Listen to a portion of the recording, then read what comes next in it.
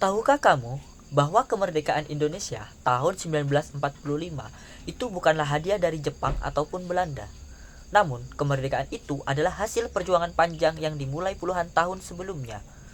Lalu, kira-kira kapan sebenarnya bangsa Indonesia itu mulai sadar bahwa mereka adalah satu bangsa? Oleh karena itu, pada kesempatan kali ini, kita akan menelusuri bersama sejarah pergerakan nasional Indonesia.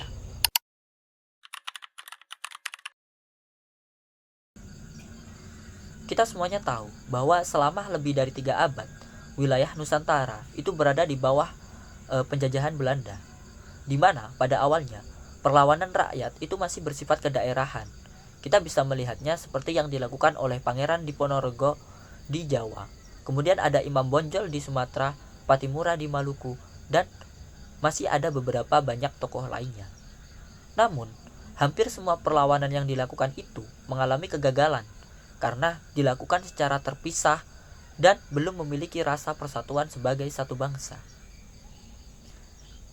Kita lihat ketika memasuki awal abad ke-20. Ketika itu, keadaan itu sudah mulai berubah, di mana dengan adanya kebijakan politik etis yang diterapkan pemerintah kolonial Belanda, itu membuka akses pendidikan bagi sebagian kecil masyarakat pribumi. Dari sekolah-sekolah inilah kemudian lahir kaum terpelajar yang mulai berpikir secara kritis terhadap penjajahan. Mereka menyadari bahwa perjuangan itu tidak cukup dilakukan dengan senjata, tetapi juga melalui organisasi, pendidikan, dan persatuan nasional.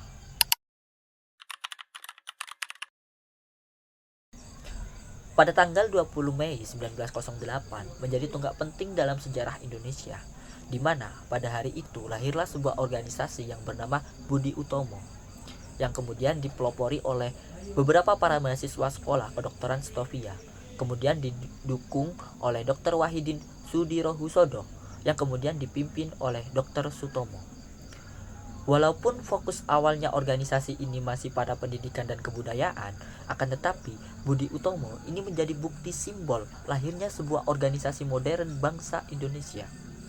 Karena itulah kenapa setiap tanggal 20 Mei itu diperingati sebagai Hari Kebangkitan Nasional Indonesia.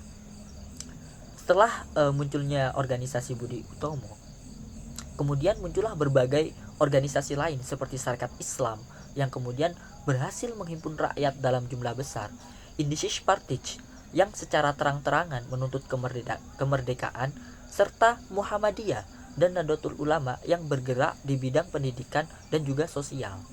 Lah, oleh karena itu, pergerakan nasional pun secara seiring berjalannya waktu itu kemudian semakin berkembang, tidak hanya melalui politik, akan tetapi juga dari pendidikan, ekonomi, dan juga dakwah. Puncak kebangkitan nasional ini terjadi pada tanggal 28 Oktober 1928 ketika para pemuda dari berbagai daerah berkumpul dalam Kongres Pemuda II. Nah, disinilah lahir ikrar yang sangat bersejarah, yaitu Sumpah Pemuda. Isinya cukup sederhana, tetapi sangat kuat. Satu tanah air Indonesia. Satu bangsa, bangsa Indonesia. Menjunjung bahasa persatuan, yakni bahasa Indonesia. Melalui Sumpah Pemuda, identitas sebagai bangsa Indonesia semakin kuat. Perbedaan suku, bahasa, dan daerah mulai disatukan oleh cita-cita yang sama, yakni kemerdekaan. Pergerakan nasional Indonesia itu mengajarkan bahwa kemerdekaan bukan hanya hasil perjuangan di medan perang, tetapi juga hasil dari sebuah pendidikan, persatuan, organisasi, dan kesadaran nasional itu sendiri. Tanpa lahirnya organisasi Budi Utomo ataupun berkembangnya organisasi pergerakan lainnya dan semangat Sumpah Pemuda, mungkin proklamasi 17 Agustus 1945 tidak akan pernah terjadi. Jadi kalau ada yang bertanya, kapan Indonesia mulai bangkit? Jawabannya bukan tahun 1945, melainkan sejak tahun 1908, di mana ketika rakyat mulai sadar bahwa mereka bukan lagi orang Jawa, Sunda, Batak ataupun Bugis semata, tetapi satu bangsa, yakni bangsa Indonesia.